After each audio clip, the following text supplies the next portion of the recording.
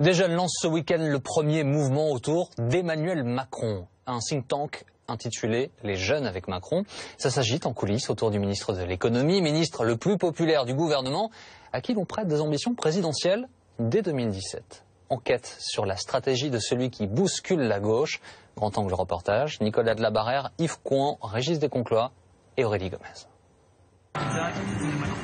C'est le seul à arriver à pied dans la cour de l'hôtel Matignon. Emmanuel Macron va rencontrer les représentants syndicaux avec Manuel Valls et Myriam El Khomri.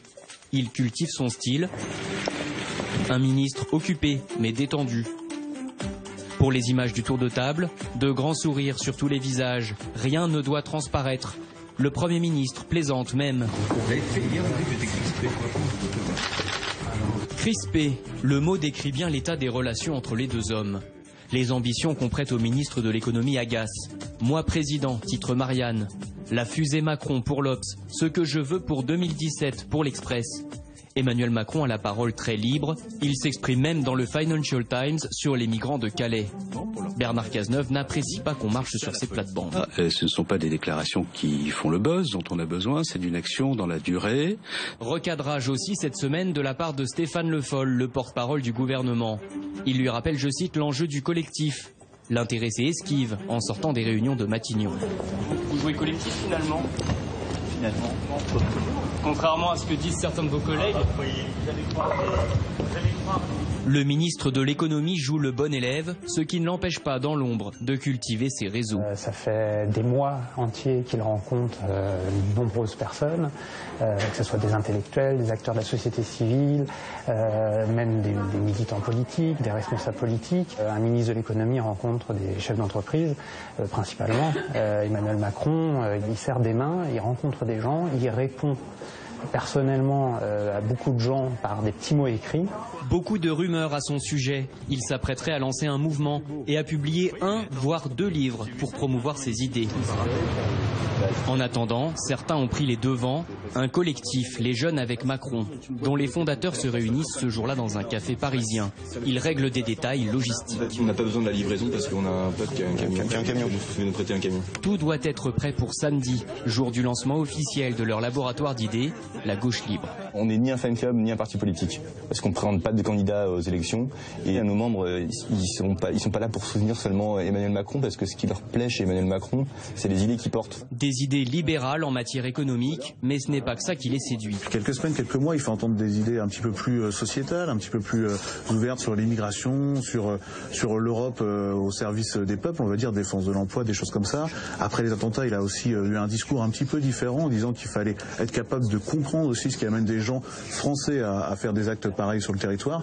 Et ça, les militants, c'est sûr qu'ils ont été très sensibles à ça. Et beaucoup me disent, parce qu'ils savent que je suis avec les jeunes avec Macron, ils me disent, ils commencent à m'intéresser ce type, il n'est pas si de droite, entre guillemets, que ça. Le collectif revendique plus de 3000 membres, certains encartés au PS, d'autres non. 60% de nos 3000 adhérents vivent par leur adhésion, en fait, leur première forme d'engagement. Donc, je pense que c'est quelque chose de novateur. Vous avez les conducteurs de travaux, des diététiciens, donc des professions libérales.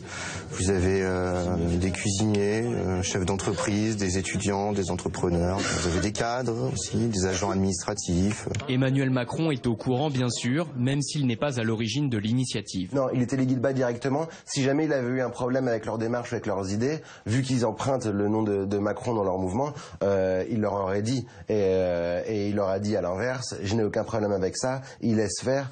Tant que des gens le soutiennent et s'appuie sur ses idées, ça lui pose aucun problème, au contraire. Sa popularité, il a pu la mesurer la semaine dernière au Salon de l'Agriculture. Pour François Hollande, Manuel Valls ou Stéphane Le Foll, l'accueil a été glacial. Et c'est très dur pour vous actuellement. Et c'est très dur pour vous. Allez. Des sifflets, des insultes. Le stand du ministère de l'Agriculture démonté. De son côté, le patron de Bercy déambule tranquillement d'un stand à l'autre. C'est tellement délicieux quand on voit jeune. C'est le péché de la jeunesse. Vous dites ça avec un air qui inquiète. Ne vous inquiétez pas, vous avez un vin qui peut vieillir derrière. Ambiance joviale, quand on interpelle le ministre, c'est pour lui réclamer des photos. Je suis l'un de vos fans, monsieur le ministre. Je vous aime trop. Vous êtes charmant. Ah, je suis désolé. Ça va, Macron? Le nouveau président, certains spéculent déjà, serait-il tenté par l'élection de 2017 ? Les rumeurs et compagnie, ça ne m'intéresse pas. Il y a des tas d'initiatives formidables qui sont montées. Moi, je suis ministre de l'économie. C'est mon travail au quotidien. Et je continuerai à proposer des idées, à lancer des débats pour notre pays, pour que ça avance. Il n'y a que cela qui me préoccupe. Et je le ferai toujours dans la loyauté au président de la République. Voilà, ça répond à toutes vos questions. Merci. Emmanuel Macron avance avec prudence. Qu'il tire son épingle du jeu semble paradoxal. Finalement, il est, en tant que ministre de l'économie, celui qui incarne ce qui est le plus critiqué dans le gouvernement, c'est-à-dire la politique économique. Et pourtant, chose incroyable, lui, à titre personnel, s'en sort très bien puisqu'il est la personnalité politique préférée de ce gouvernement. Les Français estiment que c'est quelqu'un qui est compétent, qui maîtrise bien ses dossiers et qui n'a aucune langue de bois. Ces sorties lui ont valu plusieurs recadrages, mais elles lui ont permis de se faire connaître.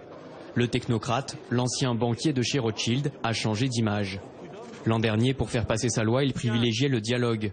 C'est Manuel Valls qui a choisi de passer en force avec le 49-3.